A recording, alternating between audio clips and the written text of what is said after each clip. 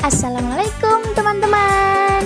Sebelum kita mulai pelajaran kali ini, kita nyanyi lagu dulu yuk. Judulnya itu tahu nggak? Nah, judulnya adalah Hampar Ampar Pisang. Nanti liriknya kita ganti dengan wawancara. Setuju nggak? Yuk kita mulai. Ini nih contohnya. Kita mulai ya.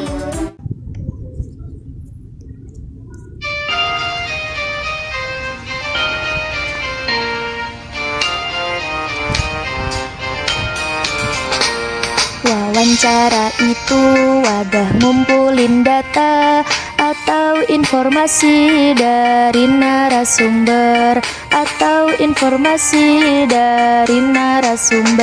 Tujuan wawancara yaitu informasi, opini, cerita, dan juga biografi.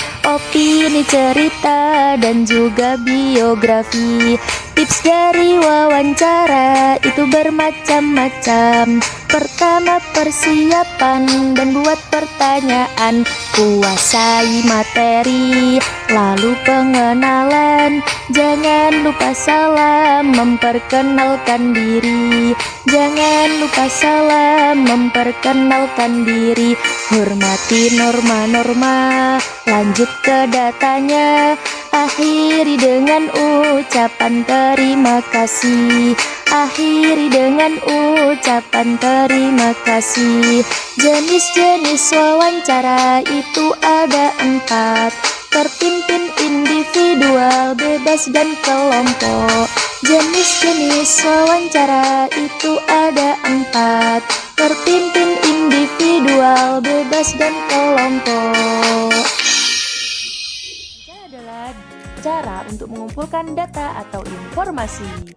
Selain itu, ada juga tujuan wawancara. Yang pertama, sebagai bahan informasi. Yang kedua, bahan opini. Selain itu, yang ketiga, bahan cerita. Dan yang keempat, bahan biografi. Tak hanya itu juga, selain itu ada jenis-jenis wawancara. Yang pertama, wawancara bebas, yaitu wawancara yang susunan pertanyaannya tidak ditentukan lebih dulu. Nah, yang kedua, wawancara terpimpin, yaitu wawancara dengan memakai daftar pertanyaan yang sudah disiapkan terlebih sebelumnya. Yang ketiga, wawancara individu, yaitu wawancara yang dilakukan seseorang dengan responden tunggal atau satu. Nah, yang terakhir, wawancara kelompok, yaitu wawancara yang dilakukan terhadap sekelompok orang dalam waktu yang bersamaan. Nah, di sini ada juga nih tips wawancara. Yang pertama, persiapan sebelum melakukan wawancara. Jadi kalian harus mempersiapkan diri sebelum melakukan wawancara. Nah, selain itu, buatlah daftar pertanyaan wawancara. Kalian harus juga jago membuat pertanyaan. Nah, ada juga nih, kuasai materi wawancara. Kalian harus handal banget, harus handal. Lalu, kenali karakter narasumber. Jadi kalian harus mengenali karakter narasumber yang akan kalian wawancarai itu. Lanjut, yang kedua, memberi salam dan memperkenalkan diri pada narasumber. Jangan lupa ya. Lanjut nih, ada nomor 3, bertanya dengan sopan tapi kritis. Ini yang lebih penting dan ini yang terpenting. Lanjut, nomor 4, pakai pakaian yang wajar. Jadi kalau wawancara jangan pakai baby doll ya. Lanjut ke nomor 5, hormati norma dan etika setempat. Ini sangat penting nih. Kalian harus menghormati etika dan norma sekitar lo ya. Lanjut yang ke-6, to the point question. Jadi to the point aja, minta intinya gimana sih, gimana ini alurnya gimana gitu.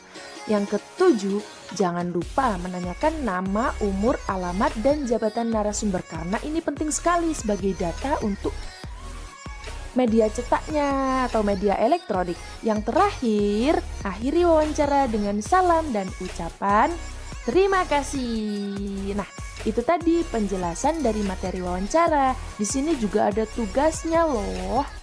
Tugasnya itu, nah, kalian harus percakapan wawancara berikut kalian isi. Soalnya ditulis dan jawabannya juga ya di kertas. Yang pertama, berdasarkan percakapan di atas, peran Adi adalah sebagai titik.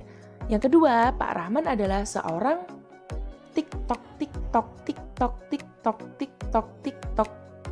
Nah, yang terakhir dari soal pilihan ganda adalah orang yang memberikan informasi dalam wawancara disebut. Yang selanjutnya masuk ke soal esai. Nah, nomor 4, sebutkan jenis-jenis wawancara, dan kelima, bagaimana tips wawancara yang baik. Selamat mengerjakan.